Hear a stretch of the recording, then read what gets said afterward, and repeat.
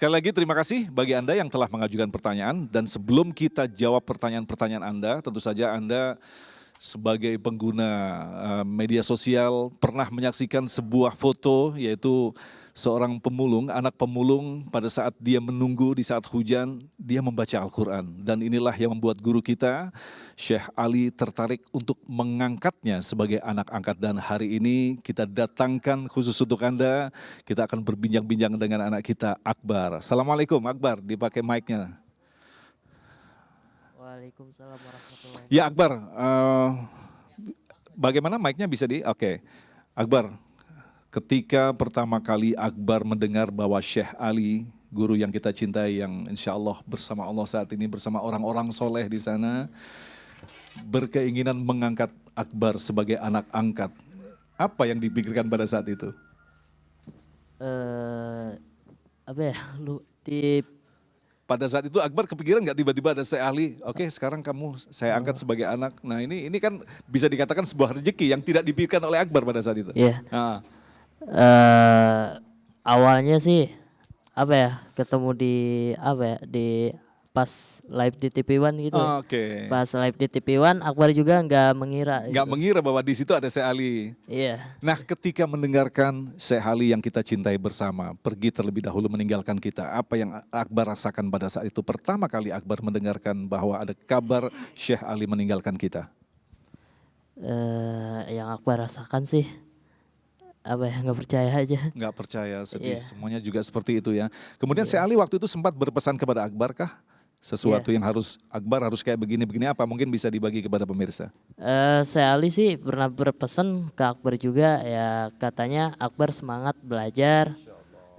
Akbar harus bisa menjadi imam besar katanya. Amin ya Allah. Dan jadi ulama besar juga mudah-mudahan. Amin amin ya rabbal alamin. Dan sekarang Akbar sedang nyantri ya di pesantren mana?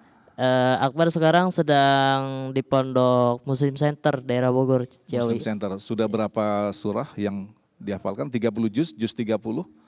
Belum ya? Belum apa ya? Belum hafal juga. Belum hafal juga, tapi insya Allah ya Ustadz Yusuf masih taksin ya. Jadi berkat dari bantuan dari guru-guru kita, insya Allah nanti Akbar akan mencapai apa yang diharapkan oleh Syekh Ali Jaber. Insya Allah Akbar ya, bismillah. Nah kita akan segera jawab pertanyaan-pertanyaan pemirsa yang telah Anda kirimkan melalui Instagram. Pertanyaan pertama kepada Syekh Muhammad. Kesabaran ini sesungguhnya dilatih atau merupakan pemberian Allah? Oke, mungkin mic-nya bisa diatur. Ini karena kita di luar nih Ustadz, jadi mic-nya agak mendadak begini. Silakan, Syekh. Bismillah, alhamdulillah. Sebenarnya jawabannya itu dua-duanya. Dua-duanya. Wajib kita latih. Karena Nabi SAW bersabda, qal, وَمَنْ يَتَصَبَّرْ يُصَبِّرُهُ اللَّهِ. Janganlah ada yang berkata, saya begini, saya enggak kuat. Jujur saja, ya, Ustaz Yusuf Mansur ya, dekat sama saya. Dia tahu saya bukan orang sabar sebenarnya, bukan orang yang begitu sabar. Saya tidak kuat untuk menghadapi ujian. Jujur saja, Ustaz Yusuf tahu sendiri. Tetapi subhanallah, ya sebelum atau saat beliau meninggal, ini dua-duanya kan harus kita latih. Itu juga pemberian Allah Subhanahu wa taala kepada kita. Itu rizki, anugerah Allah Subhanahu wa taala. Ketika beliau meninggal, saat saya di rumah sakit, saya dapat berita beliau meninggal. Istrinya, keluarganya, semuanya saat itu musibah besar kan. Semuanya sedih, ya. Sampai mereka nangis ya, suaranya besar. Itu wajar, musibah besar baru kita ditimpa musibah. Saya seakan-akan ada yang bisik-bisik ke saya. Kalau saya terlibat, terus siapa yang urus, yang atur jenazah, keluarga, istri dan lainnya. Subhanallah, demi Allah, yang keluar dari mulut saya hanya alhamdulillah. Saya sampaikan ke istrinya, ibu, alhamdulillah. Alhamdulillah, inna lillah wa inna ilaihi rajiun. Alhamdulillah ridha. Itu sebenarnya bukan dari saya, bukan kekuatan, kehebatan kita, tetapi itu dari Allah Subhanahu wa taala. Tetapi iya, harus ada dari kita, yaitu kita bagaimana kita tahu. Ini bagaimana kita latih kesabaran. Ini yang tadi Ustaz Yusuf sampaikan tadi. bahwa semuanya milik Allah Subhanahu wa taala. Walillahi ghaibus samawati wal ard. Allah Maha tahu semua. Allah ingin tahu apa yang kita lakukan. Musibah itu sebenarnya ujian bukan bagi orang lain. Ujian bagi orang lain juga ujian bagi kita. Apa yang kita lakukan saat timpa musibah. Itu wallahu a'lam. Berarti dua-duanya harus kita latih dengan doa, dengan sabar, dengan ilmu. Ya. Kita yakin bahwa semuanya milik Allah. Kita enggak bisa apa-apa ya. Kita enggak punya daya upaya apapun. La haula wala quwwata illa billah. Serahkan semuanya kepada Allah. Dan yang kedua itu betul-betul itu anugerah Allah Anugerah Subhanahu wa Allah, taala. iya. Baik, Ustadz Yusuf, ini ada yang bertanya, lantas bagaimanakah kita membedakan antara ini adalah musibah yang dengan maksud Allah akan mengangkat derajat kita atau teguran Allah yang disebut dengan azab di sini? Bismillahirrahmanirrahim. Pemirsa, ukurannya sebenarnya gini ya. Pertama gini, definisi anugerah dan masalah itu apa sih Mas Agung? Ustadz Agung apa? Kebanyakan orang kan definisinya sesuai dengan selera dia. Selera dia gitu. Kalau dapat duit disebutnya anugerah. Kalau hilang duit disebutnya musibah, masalah gitu. Alat ukurnya itu begini. Apa aja yang membuat kita lupa dan jauh dari Allah itu masalah. Walaupun dapat mobil, dapat rumah, ya kan? Kemudian dinaikin karir, jabatan, dapat bintang, polisi, apa, tentara gitu ya. Punya kerjaan. Tapi gara-gara itu kemudian kita jauh dan lupa sama Allah. Itu masalah. Tapi responnya apa? Nah, tapi sebaliknya apapun yang membuat kita jadi ingat dan dekat sama Allah itu pemirsa ya, itu rumusnya. Maka itu anugerah. Walaupun misalnya kita hilang toko, hilang rumah, hilang mobil, tapi demi Allah itu anugerah. Kalau kita makin dekat itu makin anugerah. Ketika ada gempa, kemudian ada peristiwa tsunami, di situ banyak orang meninggal, tetapi ada sebagian orang semakin dekat kepada Allah. Ini orang-orang yang diberikan Hikmah. Itu jadi nikmah bagi dia, bukan musibah, nikmah. Karena itu intinya agar kita dekat sama Allah Subhanahu wa taala. Tetapi kalau mohon maaf, itu yang tadi Ustaz Yusuf sampaikan. Kalau kita dapat sesuatu anugerah, kenikmatan, jadi kaya, jadi sehat, tetapi jauh dari Allah itu musibah. Itu musibah. Tambah ganteng musibah. Kalau akhirnya jadi bezina mulu. Masya Allah. Gara-gara tambah jelek bisa jadi itu anugerah. Gak ada yang mau misalnya.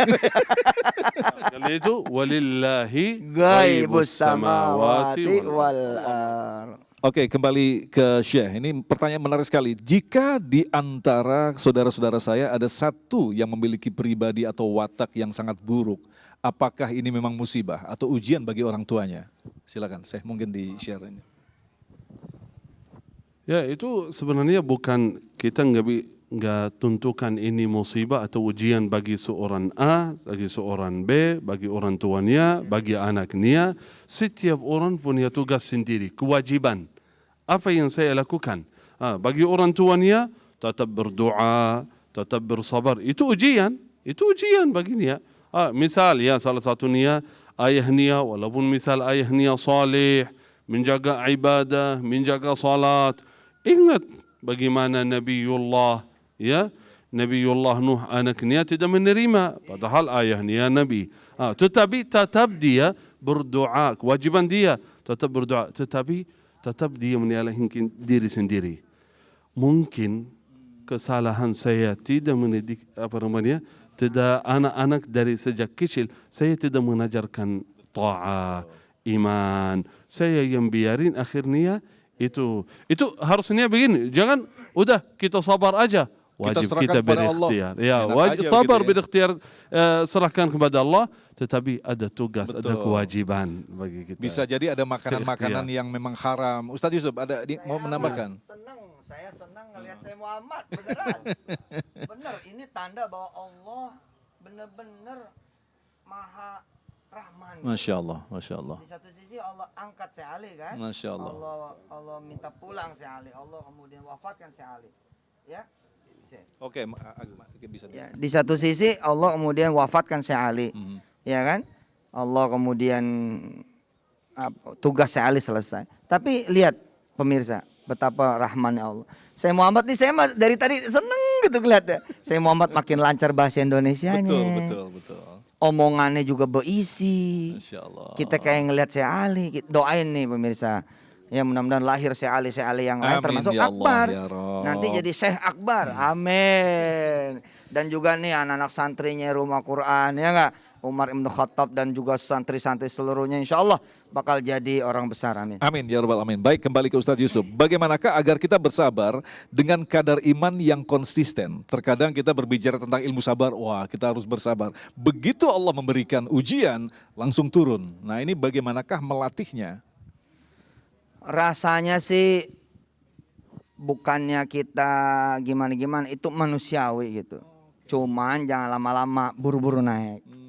Gitu. Tadi kata saya Muhammad, iya namanya juga orang lagi musibah, nangis, ya nangis lah. Iya. Tapi jangan lama-lama gitu. Jangan kemudian akhirnya tenggelam kita dalam kesedihan, tenggelam dalam kemarahan, tenggelam dalam kekecewaan. Sesegera mungkin pemirsa istighfar, cepat kemudian kita kembalikan kepada Allah dan berdoa kepada Allah.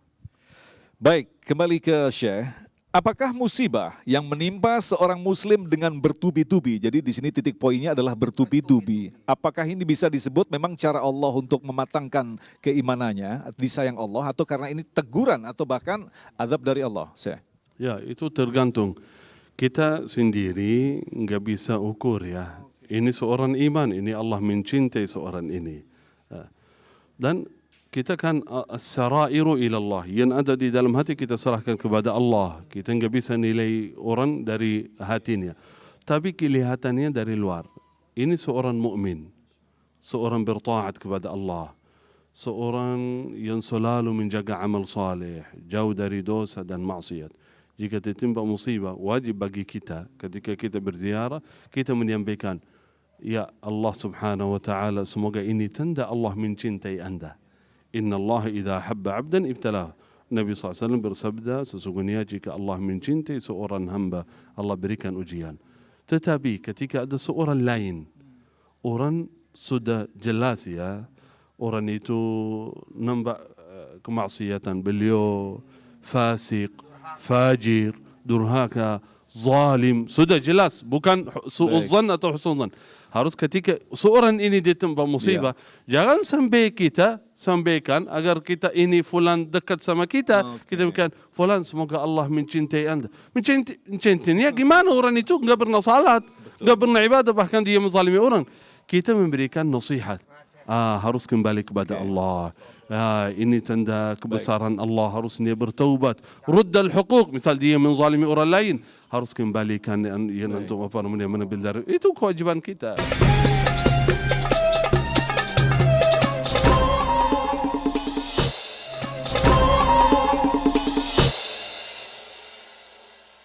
Pemirsa, mengulangi apa yang kemudian saya Muhammad tadi sampaikan sebagai kesimpulan, beliau mengingatkan dengan wahyunya Allah, wabasyiris sabirin.